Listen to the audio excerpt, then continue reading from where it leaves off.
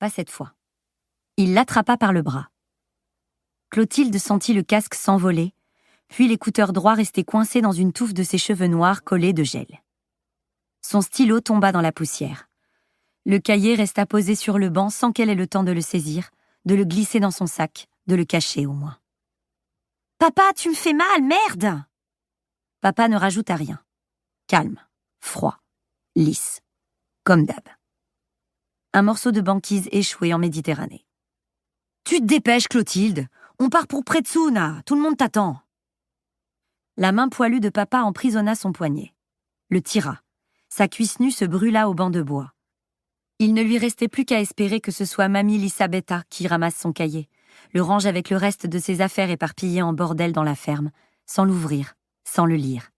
Elle le lui rendrait demain. Elle pouvait faire confiance à Mamie. À elle seule. Papa la traîna ainsi sur quelques mètres, puis la poussa devant lui, comme on lâche la main d'un bébé qui commence à marcher seul, restant quelques pas derrière elle, bras en tenaille.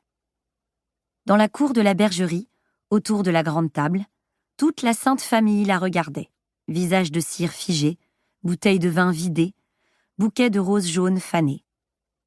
Papé Cassano, Mamie Lisabetta, la tribu. On aurait dit l'annexe du musée Grévin. Le pavillon des Corses, les cousins inconnus de Napoléon.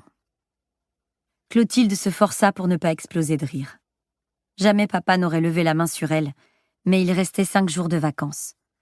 Elle devait ne pas trop en rajouter, question insolence, si elle ne voulait pas que son Walkman, son casque et ses cassettes finissent balancés au large de la pointe de la Rebellata. Si elle voulait retrouver son cahier, si elle voulait revoir Natale et peut-être même croiser Orofin, Idril et leur bébé dauphin. Si elle voulait avoir suffisamment de liberté pour espionner la bande de Nicolas et Maria Chiara. Elle avait compris le message. Clotilde trottina sans traîner les pieds jusqu'à la Fuego. Changement de programme donc, on part pour Pretsuna. Ok, elle irait sagement écouter ce concert de polyphonie dans cette chapelle perdue dans le maquis, avec papa, maman et Nicolas. Une soirée à sacrifier, ça allait. Y laisser aussi son amour-propre, ça, c'était plus dur à avaler. Elle vit juste son papé Cassano se lever, fixer papa, et papa lui faire signe que tout allait bien. Le regard de son papé lui fit peur. Enfin, plus que d'habitude. La Fuego était garée en contrebas, dans le chemin qui descendait vers la Rebellata. Maman et Nicolas étaient déjà assis dans la voiture. Nicolas se poussa pour lui faire une place sur la banquette arrière, avec un petit sourire complice cette fois.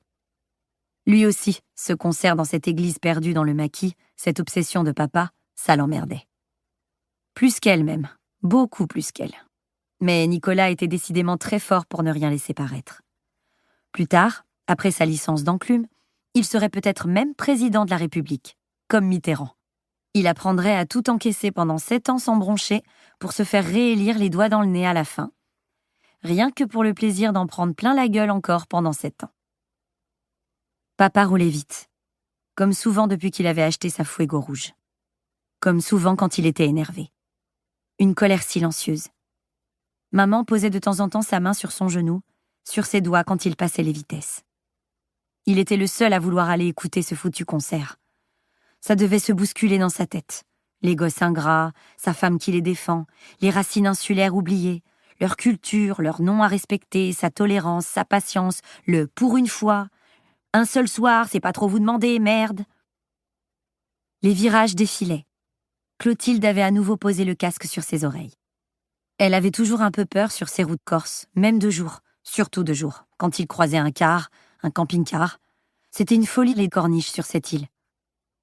Elle pensa qu'à la vitesse où papa roulait pour passer ses nerfs, ou ne pas arriver en retard, ou être au premier rang dans sa chapelle sous les châtaigniers, s'il croisait une chèvre, un sanglier, n'importe quelle bestiole en liberté, c'était fini. Il n'y eut aucune bestiole. Du moins, Clotilde n'en vit aucune. Et personne n'en retrouva jamais la moindre trace.